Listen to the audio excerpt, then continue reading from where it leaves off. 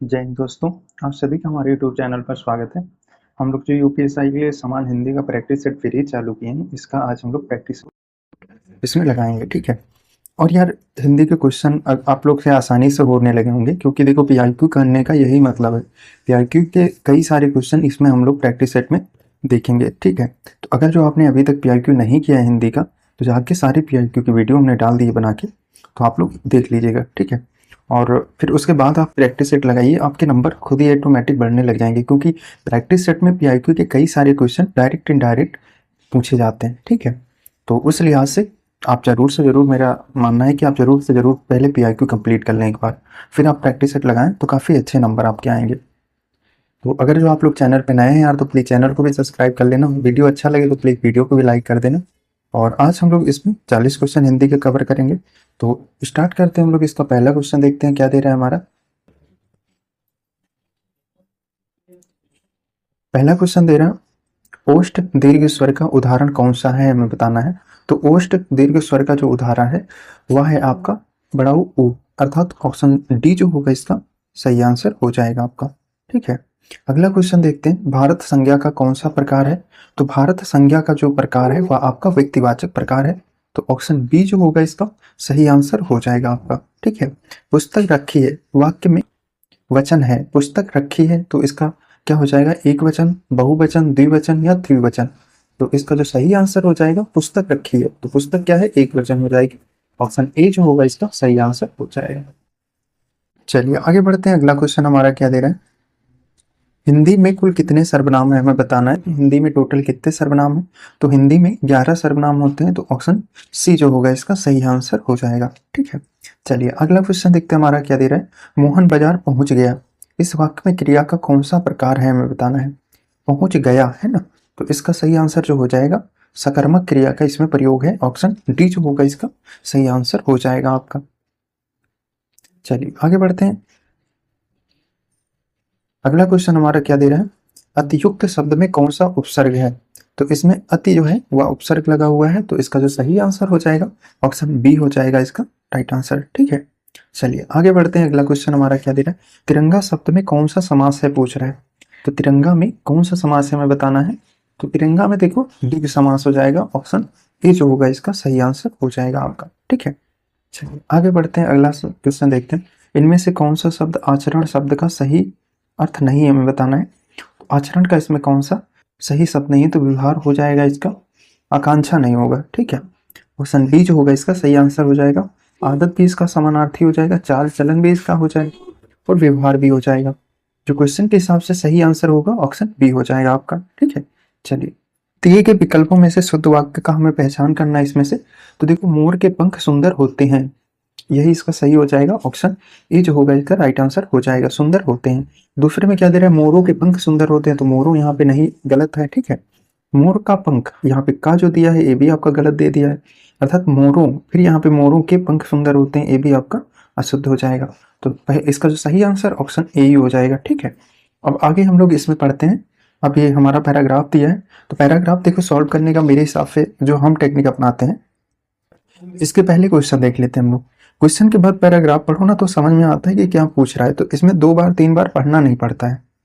और अगर जो जैसे पहले पैराग्राफ पढ़ो फिर क्वेश्चन पढ़ो, तो फिर क्वेश्चन के बाद में फिर पैराग्राफ पढ़ना पड़ता है इसको समझने के लिए। तो अब इसका क्वेश्चन क्या हमारा पूछ रहा है, एक मिनट देखते हैं। 10, 11 और 12 क्वेश्चन पैराग्राफ से है, तो हम लोग पहले देख लेते हैं। 10वां क्वेश्चन क्या दे रहा है, जोती गई जमीन किसके बराबर की जाती है। जोती गई जमीन किसके बराबर, सॉरी माफ करना, किससे बराबर की जाती पूछ रहा है, ठीक है। अभी हम लोग पैराग्राफ पढ़ेंगे तब समझ में आएगी किससे बराबर की जाती। जर्मनी का मुख्य उद्यम क्या था, ठीक है, ये भी पैराग्राफ समझ में आए। और जंगलों को काटकर नया खेत बनाने में कितने साल लगते थे, ठीक। अब चलिए अब हम लोग पैराग्राफ पढ़ते हैं। 3 क्वेश्चन थे, तीनों हम लोगों ने एक बार देख लिया। पैराग्राफ में क्या है, ईस्वी संमत के आरंभ तक जर्मनी के लोग गोत्र अथवा कुल समुदाय में रहते थे और गोत्र कबीलों में संयुक्त थे। जर्मनी के लोग मवेशी तथा कुक्कुट पालते थे, जानवरों का शिकार करते थे, मगर कृषि उनका मुख्य उद्यम था, ठीक है। वे पेड़ों को काटकर पेड़ों और जड़ों को उखाड़ कर खेत बनाते थे। उस पर वे तब तक खेती करते थे जब तक मिट्टी अनउर्वरक नहीं हो जाती थी। तो 3 साल बाद ये देखो यहाँ पे दे दिया ना, 2-3 साल बाद छोड़ दिया जाता था। और एक क्वेश्चन में पूछा है ना कितने साल बाद छोड़ दिया जाता था। 1 मिनट, ये देखो जंगलों को काटकर नया खेत बनाने में कितने साल, अच्छा कितने साल लगते थे पूछ रहे हैं। छोड़ दिया जाता था, फिर क्या है, जंगल को साफ करके नया खेत बना लिया जाता था। जमीन को अब से कुदालों फावड़ों से ही काश्त नहीं किया जाता था, उसे अक्सर हलों हल्के हलों से जोतकर पटालों के द्वारा बराबर किया जाता था, अर्थात सॉरी पटरों के द्वारा उसको बराबर किया जाता था। ठीक है, वो पूछा था पहला क्वेश्चन हमारा किससे बराबर किया जाता था, तो इसमें दिया है आपका पटरों से बराबर किया जाता था, लकड़ी के पटरों से बराबर किया जाता था। ऑप्शन सी जो है इसका सही आंसर हो जाएगा। अब जर्मनी का मुख्य उद्यम क्या था हमें बताना है। तो जर्मनी का जो मुख्य उद्यम था हम लोगों ने पहले ही पढ़ लिया था। जर्मनी के लोग जो थे उनका आपका पशुपालन और कुक्कुट पालन इनका मुख्य उद्यम था। तो पशुपालन या कुक्कुट पालन जो होगा वह इसमें कहाँ पे है, मुख्य उद्यम क्या था, तो जानवरों को पालन करना इनका मुख्य उद्यम था। तो ऑप्शन डी जो होगा इसका सही आंसर हो जाएगा। 1 मिनट, जर्मनी के लोगों का मुख्य उद्यम पूछ रहा है ना, तो जर्मनी के लोगों का जो मुख्य उद्यम था वो अभी हम लोग इसमें नहीं देखे हैं ना।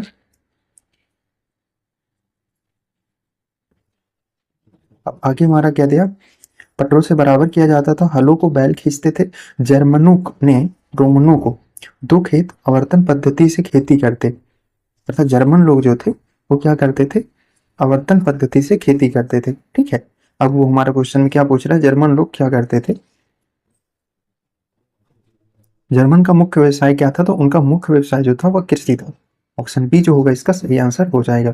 अब आगे क्या दे रहा है, जंगलों को काटकर नया खेत बनाने में कितने साल लगते थे।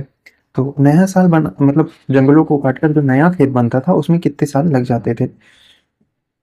आगे देखते हैं हम लोग, काटकर खेत को काटकर किया जाता था, दूसरे को खाली कर दिया जाता था, जोते गए खाली खेतों को हर साल अदला बदली होती थी, दो खेत आवर्तन पद्धति, कृषि श्रम उत्पादक में वृद्धि आई। ठीक है, तो यह जो था आपका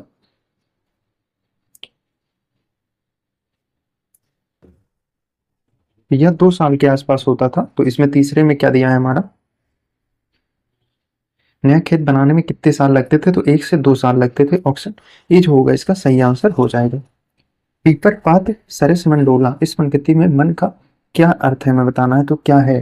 ठीक है, तो इसका जो सही आंसर हो जाएगा वह हो जाएगा उपमेय। ऑप्शन डी जो होगा इसका सही आंसर हो जाएगा। ठीक है, पुष्टि मार्ग के प्रवर्तक कौन थे हमें बताना है, तो पुष्टि मार्ग के जो प्रवर्तक थे वो वल्लभाचार्य थे। ऑप्शन बी जो होगा इसका सही आंसर हो जाएगा आपका। ठीक है, प्रयोगवादी काव्य धारा का प्रवर्तन किया था। तो प्रयोगवादी जो काव्य धारा थी उसका जो प्रवर्तन किया था तो किसने किया था हमें बताना है। तो इसका जो सही आंसर हो जाएगा वो अज्ञेय ने किया था। ऑप्शन सी जो होगा इसका राइट आंसर हो जाएगा। ठीक है, परीक्षा, शतरंज के खिलाड़ी, सवा सेर गेहूं, कफन, ये कहानी के लेखक कौन है हमें बताना है। तो इनमें से इस कहानी के जो लेखक हैं वह है आपके प्रेमचंद। ऑप्शन डी जो होगा इसका सही आंसर हो जाएगा। वागार्थ पत्रिका के प्रकाशक कौन थे हमें बताना है। तो वागार्थ पत्रिका का जो प्रकाशन होता था वो कहाँ से होता था, तो भारतीय भाषा परिषद जो है वहां से इसका प्रकाशन होता था। तो ऑप्शन ए जो होगा इसका सही आंसर हो जाएगा। माखनलाल चतुर्वेदी को किस रचना पर साहित्य अकादमी पुरस्कार मिला है हमें बताना है। तो माखनलाल चतुर्वेदी को किस साहित्य रचना के लिए इनको पुरस्कार प्रदान किया गया है। ठीक है, तो इसका जो सही आंसर हो जाएगा, हिम तरंगिणी के लिए इनको दिया गया था। ऑप्शन सी जो होगा इसका राइट आंसर हो जाएगा। चलिए आगे बढ़ते हैं। खड़ी बोली इनमें से किस अपभ्रंश से निकली है हमें बताना है। तो खड़ी बोली जो है वह आपकी कहाँ से निकली है, तो ये आपका सौर सौर सैनी से निकली है ना। ऑप्शन बी जो होगा इसका सही आंसर हो जाएगा। इनमें से कौन सी बोली उदासीन आकार बहुला है। तो उदासीन आकार बहुला कौन सी भाषा हमें बताना है। तो इसका जो सही आंसर हो जाएगा वह हो जाएगा आपका बघेली जो है वो आपकी है इसकी। तो ऑप्शन ए जो होगा इसका सही आंसर हो जाएगा। टा वर्ग किस प्रकार का व्यंजन हमें बताना है। तो इसमें टा वर्ग जो है वह किस प्रकार का व्यंजन है, तो मूर्धन्य व्यंजन हो जाएगा। ऑप्शन सी जो होगा इसका सही आंसर हो जाएगा आपका। ठीक है, लेखक संज्ञा का कौन सा प्रकार है हमें बताना है। तो लेखक जो है वह आपका कौन सा प्रकार है संज्ञा का हमें बताना है। तो इसका जो राइट आंसर हो जाएगा, लेखक जो है वह जातिवाचक है संज्ञा। ऑप्शन डी जो होगा इसका सही आंसर हो जाएगा। ठीक है, इनमें कौन सा शब्द पुल्लिंग नहीं है हमें बताना है, तो मतलब स्त्रीलिंग है। तो कौन सा है ऐसा शब्द जो स्त्रीलिंग है। ठीक है, तो इसका जो सही आंसर हो जाएगा वह हो जाएगा भीड़। भीड़ जो शब्द है वह आपका स्त्रीलिंग है। ठीक है, बाकी जो शब्द दिए गए हैं जैसे समूह हो गया, दल हो गया, अर्जुन, ये जो सारे शब्द हैं ये आपके पुल्लिंग हो जाएंगे। ठीक है, चलिए आगे बढ़ते हैं। अगला क्वेश्चन देखते हैं हमारा, निम्नलिखित में से एक वचन शब्द कौन सा है। तो एक वचन शब्द इनमें से कौन सा हमें बताना है। ठीक है, तो दर्शन जो है, नहीं सॉरी, एक वचन पूछ रहा है ना, तो नदी, नदी जो है इसमें नदी जो शब्द दिया गया है वह एक वचन शब्द हो जाएगा। ऑप्शन सी जो होगा इसका राइट आंसर हो जाएगा। बाकी दर्शन हो गया, घरों और लताओं, ये जो तीन शब्द दिए हैं ये आपके बहुवचन में दिए गए हैं। ठीक है, लौ कुश का भाई है, तो इसमें कौन सा कारक है हमें बताना है। तो लौ कुश का भाई है, तो इसमें जो है आपका संबंध कारक हो जाएगा। ऑप्शन सी जो होगा इसका सही आंसर हो जाएगा आपका। ठीक है, क्रिया का मूल रूप है, तो क्रिया का मूल रूप क्या होता है हमें बताना है। तो इसका जो मूल रूप होता है वो आपका धातु होता है। ऑप्शन डी जो होगा इसका सही आंसर हो जाएगा। विशेषणों में तुलना के आधार पर कितनी अवस्थाएं होती हैं। तो इस विशेषणों में जब तुलना किया जाता है तो उसके आधार पर इसमें तीन मतलब अवस्थाएं होती हैं। ऑप्शन डी जो होगा इसका सही आंसर हो जाएगा। अष्टादश पुराण है, इस वाक्य में अष्टादश किस प्रकार का विशेषण है हमें बताना है। तो इसका जो सही आंसर हो जाएगा संख्यावाचक विशेषण हो जाएगा। ऑप्शन ए जो होगा इसका राइट आंसर हो जाएगा। मेरे कुर्ता पैजामा में 3.5 मीटर कपड़ा लगेगा, वाक्य में विशेषण कौन सा हमें बताना है। तो 3.5 मीटर ना, तो इसमें परिणाम सॉरी सॉरी संख्यावाचक आएगा। तो ऑप्शन ए जो होगा इसका सही आंसर हो जाएगा। ठीक, परिमाण लिखा है, परिमाण। और यार 3.5 मीटर कपड़ा लगेगा ना, 3.5 मीटर कपड़ा लगेगा, तो यह उसका परिमाण हो जाएगा, ना कि संख्या आएगा। तो सॉरी माफ करना, ये आपका परिमाण ही हो जाएगा। इसका सही आंसर जो होगा ऑप्शन सी हो जाएगा, ना कि ये। ठीक, चलिए। बसंत के मौसम में पीले फूल खिलते हैं, प्रस्तुत वाक्य में विशेषण कौन सा है हमें बताना है। तो इसमें विशेषण कौन सा हमें बताना है। तो जिसकी विशेषता बताई जाए वो विशेष मतलब विशेष की विशेषता बताई जाती है। तो जिस चीज की विशेषता बताई जाती है वो विशेष होता है, और जो विशेषता होती है वो आपका विशेषण होता है। तो इसमें विशेषता क्या बताई जा रही है। तो अर्थात पीले फूल की विशेषता बताई जा रही है, अर्थात पीले फूल। तो विशेष से जो फूल हो गए और फूल जो हो गए वो विशेष हो गए, पीले जो हो गया वो आपका विशेषण हो गए। हमसे पूछा गया विशेषण, तो विशेषण फिर क्या हो जाएंगे आपके पीले हो जाएंगे। Option D. ठीक, चलिए आगे बढ़ते हैं। अगला क्वेश्चन हम लोग देखते हैं क्या दे रहा है।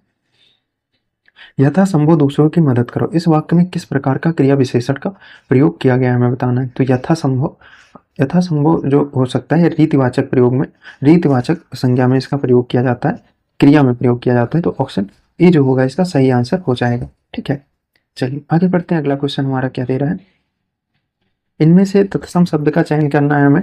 तो इसमें से कौन सा हमारा तत्सम शब्द हो जाएगा।